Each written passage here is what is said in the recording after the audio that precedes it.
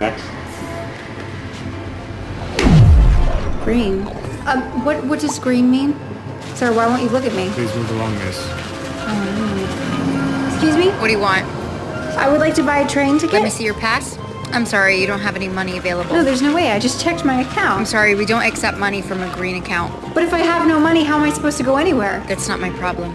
Excuse me, sir. Get out of my way. If I could just borrow $1. Can I tell you guys to stay with me? I mean, stay. Excuse me, ma'am. What? Oh, my color was changed. You stole my symbol. Look at me in the eye. Get back here. Ma'am, Yes, ma'am. first of all, you are going to give me a train ticket, because if you don't, I will contact your supervisor. Yes, right away. Thank you. I'm sorry. I'm really sorry about that. And by the way, it's really rude not to look at somebody when they're talking.